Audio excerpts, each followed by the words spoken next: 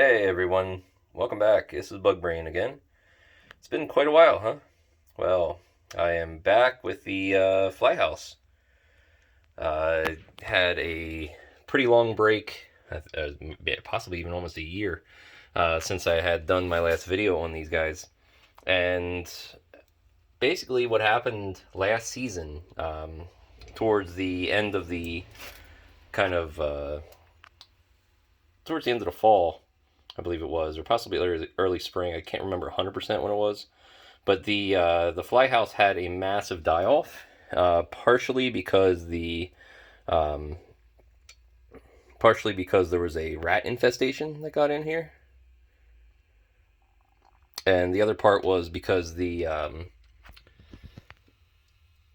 substrate that they were in suddenly, I don't know if fermented is the proper word, but it got really funky, and everything just kind of cooked itself again.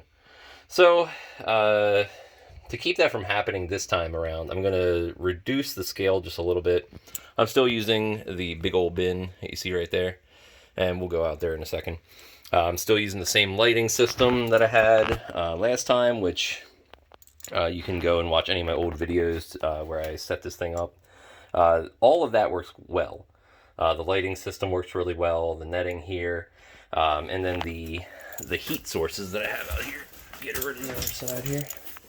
Um, these 250 watt red bulbs, which are usually used for chickens, or for peeps rather, when they're brooding right out after they hatch, that kind of stuff. So I still have the same setup going on. You can still see the same big old tote. These I don't have this one on yet. It's too warm outside still.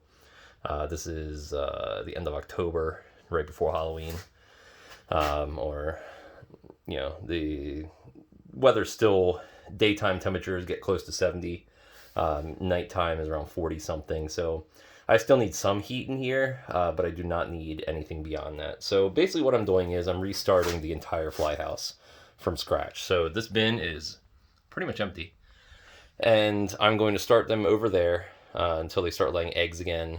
And you can see I've been using old pumpkin to feed them. And there's maybe 500 to 1,000 fly larvae in there. So not a ton of them, but it's just enough that the to kind of give me a good start without it getting overbearing too quick. I think last time what happened was I just had too many of them and I was throwing too much food in and it just got too soupy and eventually it just got nasty. And then when the rats got in here, you see I had to patch some holes with some spray foam. They had chewed all kinds of stuff up. They got in, they chewed up any of the viable food. They ate that. They chewed holes out of here, which let cold air in, in the cold season. So there was a lot of issues going on last season. So this time around, I'm going to be putting rat traps out here with nice tasty baits in them so that I can keep the rat population down. I think there was really only maybe 2 or 3 rats, which can be pretty devastating. In the house, I actually had a mother rat have babies last year, and she got into, and her babies got into, I think it was 9 of my roach colonies and completely ate them. I ended up getting rid of every single one of those rats because that was pretty damaging. So I lost quite a few species that time around. So I'm slowly gaining my numbers back. Quite a few more tarantulas this time around, and spiders and stuff. So I still love the roaches; they're still my absolute favorite. But I'm kind of branching all over the place as far as invertebrates. But I'm getting the fly house back up and running here towards the end of this, the summer into the fall. Just wanted to let everybody know that I'm still doing this. The fly house still exists. It's still, spray foam and styrofoam, and it's held the test of time. I mean, this thing has held up. I think it's it was a little over a year and a half now, 2 years maybe, since I built it. Nothing collapsed, nothing fell down, nothing, a little bit of shifting. You can see the roof kind of sagged a little in the middle there, but overall, not a whole lot has changed, other than the rat holes that I had to plug. There was one in the front here as well, right by the door. But I'm starting back over. I'm going to get them up and running again, and I'm going to start doing the mass breeding like I was. Part of the reason that I want to breed so many of them, and not so much for my own purposes, because I don't have that many things to really feed maggots to, but I have peacocks and guinea fowl, and they absolutely love them. And they're really good for them, high in calcium and high in protein, a little bit of fat.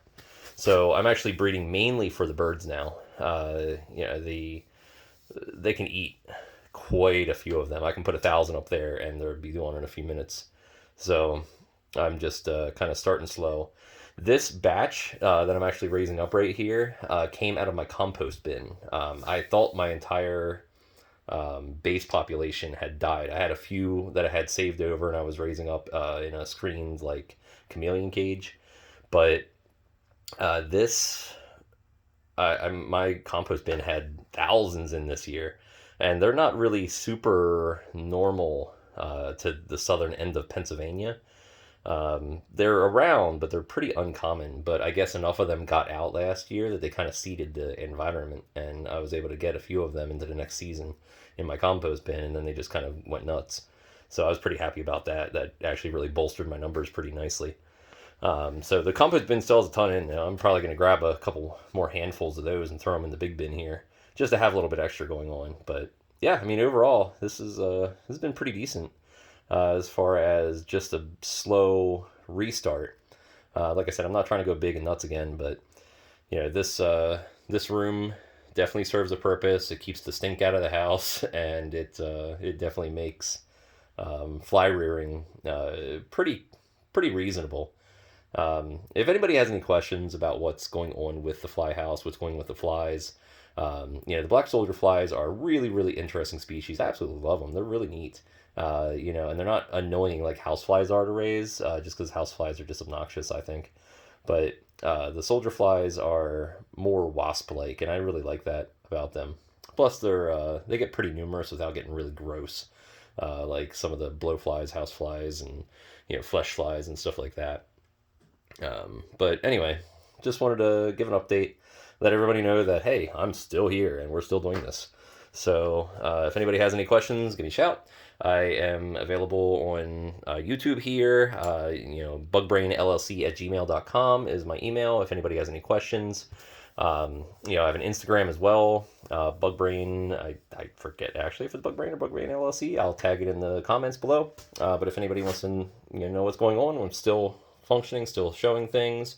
On the YouTube, I actually just posted a video, which some of you might find interesting. If you come here for the flies and you never really watch any of my roach videos or anything like that, go back and watch my last video about the headless cockroaches. That has that like urban myth or urban legend kind of thing going on. It's true.